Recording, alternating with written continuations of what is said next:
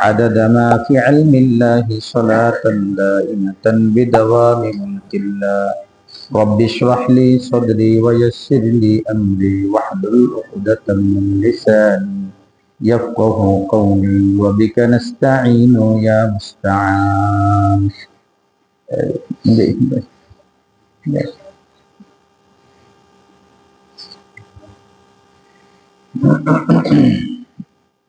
السلام عليكم ورحمة الله وبركاته.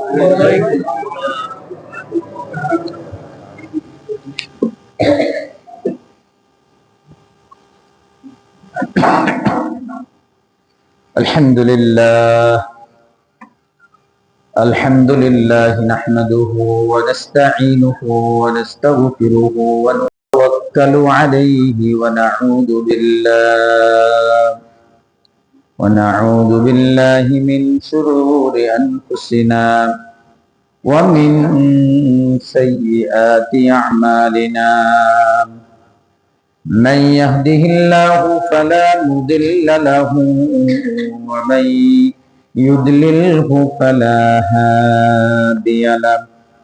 ونشهد أن سيدنا وسندنا وحبيبنا وأولانا ومولانا محمدا عبده ورسوله الذي أرسله الله تعالى كافة للناس بشيرا ونذيرا وداعيا إلى الله بإذنه وسراجا وقمرا منيرا. صلى الله عليه وعلى آله وأصحابه وبارك وسلم تسليما كثيرا كثيرا. أما بعد فأعوذ بالله من الشيطان الرجيم. أعوذ بالله من الشيطان الرجيم. بسم الله الرحمن الرحيم. والعصر إن الإنسان لفي خسر. সবাই পড়েন والعصر إن الإنسان لفي خسر إلا الذين آمنوا وعملوا الصالحات وتواصوا بالحق وتواصوا بالصبر.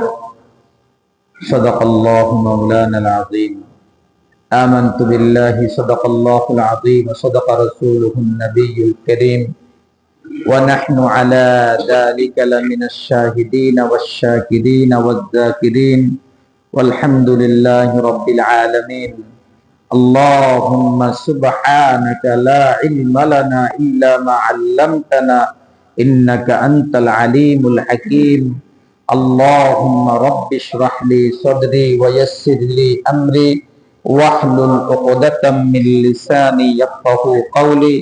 رب زدني علما رب يسر ولا تعسر وتمن علينا بالخير وبك نستعين يا مستعان. درود شريف পড়ি।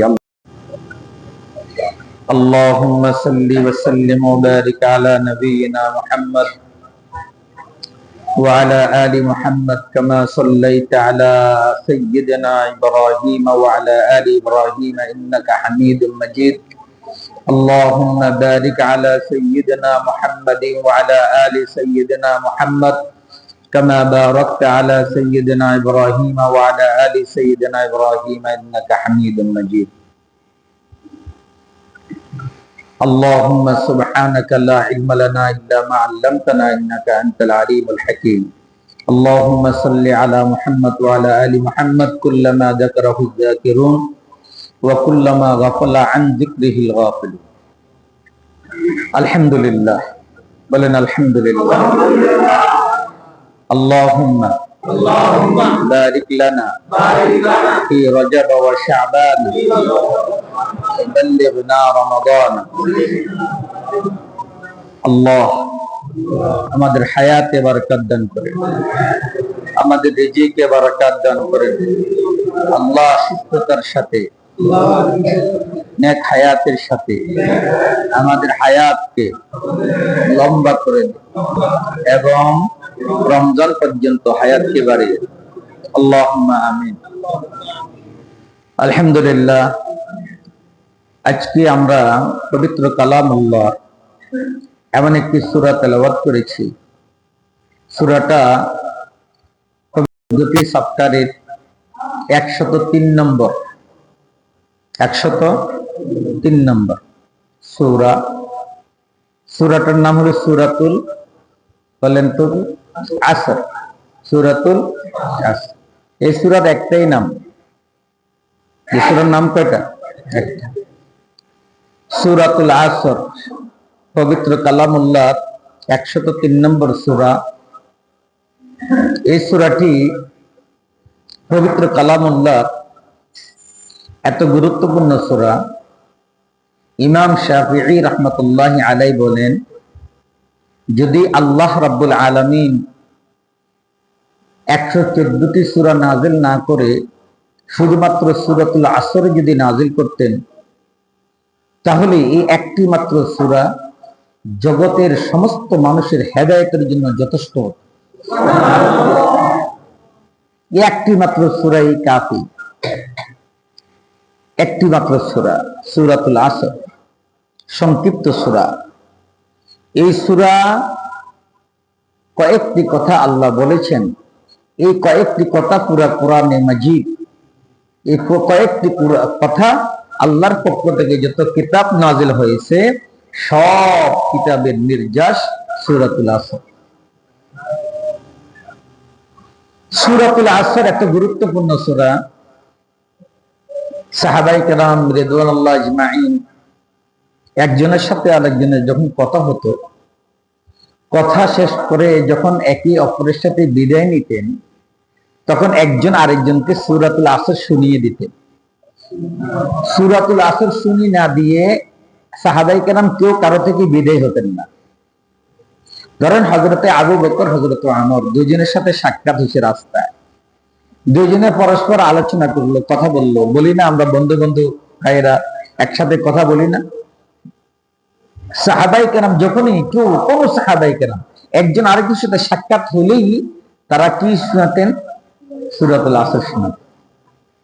সূরাতুল আসর না শুনি কোন সাহাবায়ে কেরাম কখনো একজন আরেকজন থেকে বিদায় নিতেন না। এরা এত গুরুত্বপূর্ণ মনে করতেন সূরাতুল আসর। কেন? সূরাতুল আসর একে পরস্পরকে শোনানোর কারণ কি? কারণ হলো এই সূরাতুল আসর হলো আমাদের জিন্দেগি, আমাদের হায়াত, আমাদের মৃত্যু, আমাদের জান্নাত, আমাদের জাহান্নাম। এই সূরাতুল আসরের মধ্যে সবটুকু আল্লাহ সংক্ষিপ্ত ভাবে বলে দিয়েছে।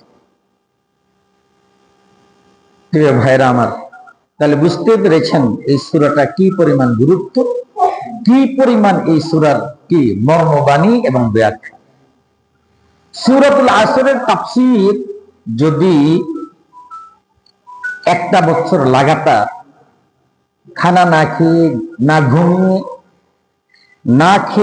ঘুমিয়ে, না বাথরুমে গিয়ে 24টি ঘন্টা যদি ডেলি যদি সূরা আসরের যদি তাফসীর যদি কেউ করে, তারপর সূরা আসরের তাফসীর মা নুফিদাত কালিমাতুল্লাহ শেষ হবে না, শেষ হবে না।